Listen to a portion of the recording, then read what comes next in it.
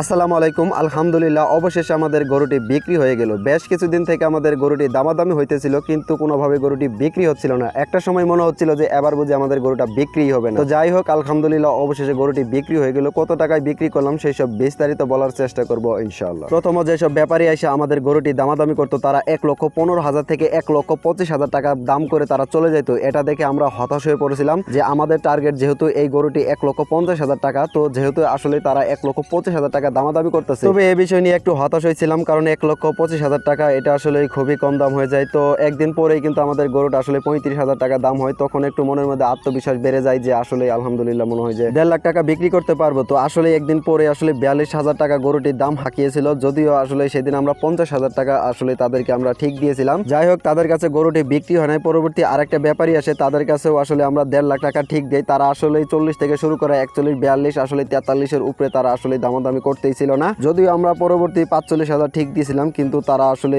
কোনোভাবে আসলে নিচ্ছিল না। 43,000-এর বেশি তারা বলতো না। এই জন্য আসলে আমরা 43,000 টাকা দিয়ে আসলে তারা গরুটা দিয়ে দেই। আর যেহেতু তারা গরুটা কিনে নিয়ে যায় ঢাকায় নিয়ে যাবে, এজন্য সকাল সকাল ফোন দিয়ে আমাদেরকে বলে যে গরুটা একটু আগাই দেন। যেহেতু আমাদের এখানে একটা নদী আছে, নদীটি হলো ব্রহ্মপুত্র নদী। আমাদের বাড়ি হলো পূর্ব পাশে, আর যারা গরুটা কিনে নিয়েছে তাদের বাড়ি হলো পশ্চিম পাশে। আর তারা যেহেতু গরুটি ঢাকায় নিয়ে যাবে, এজন্য কিন্তু আমাদের কাছে একটু আগাই নিল, কারণ তারা আরো অনেকগুলা গরু কিনেছে। এখন প্রত্যেকটা গরু তো তারা আসলে নিজস্বভাবে আগে নিতে পারবে না। যদিও তারা এই যে নৌকার ঘাট পর্যন্ত তারা আগাই আসছে, এখন এই ঘাট পর্যন্ত কিন্তু তাদের হাতে দিয়ে আমরা কিন্তু চলে যাব। তো গরুটা নামার সময় কিন্তু হাত থেকে দড়িটা ফসকে যায়। একটু আতঙ্কে পড়েছিলাম যে গরুটি যদি এখন দৌড় দেয় তাহলে এটা আসলে ধরা অনেকটাই কঠিন হয়ে যাবে। কারণ হচ্ছে যে যেহেতু আমরা এখন নদীর পূর্ব পাশ থেকে আমরা পশ্চিম পাশে চলে আসছি, এখানে আইসাও কিন্তু গরুটা একটু লাফালাফি করতেছিল। যাই হোক, শেষবারের মতো আসলে গরুটি আসলে বিদায় দিয়ে দিচ্ছি, কারণ এই গরুর বয়স হয়েছিল 2 বছর 2 মাস। ওই যে দেখতে পাচ্ছেন যে বালুচর, সেই বালুচর দিয়ে কিন্তু হেঁটে হেঁটে তারা ওই পাশ দিয়ে নিয়ে গেল। তো আস্তে আস্তে দেখতে পাচ্ছেন আবার পশ্চিম পাশ থেকে পূর্ব পাশে আরেকটা গরু নিয়ে আসতেছে। আসলে আমাদের গরুটি 1,43,000 টাকা বিক্রি করা, এটা কি ঠিক আছে নাকি লস হয়েছে তা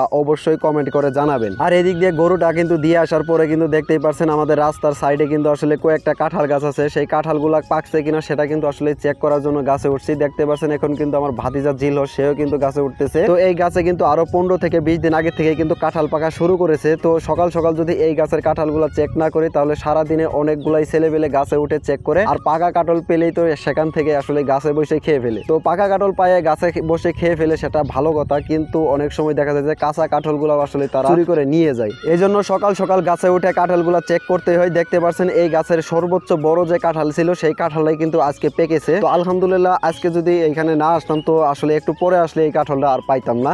তো যাই হোক, সর্বোচ্চ বড় কাঁঠালটা কিন্তু আজকে পেকেছে, এটাই কিন্তু পেরে আসলে বাড়ির দিকে নিয়ে যাইতেছি, দেখতেই পারছেন। তো আজকের ভিডিও এই পর্যন্ত। পরবর্তী ভিডিও পেতে চ্যানেলটিকে সাবস্ক্রাইব করে পাশে থাকা বেল আইকনটি অন করে রাখুন। আল্লাহ হাফেজ।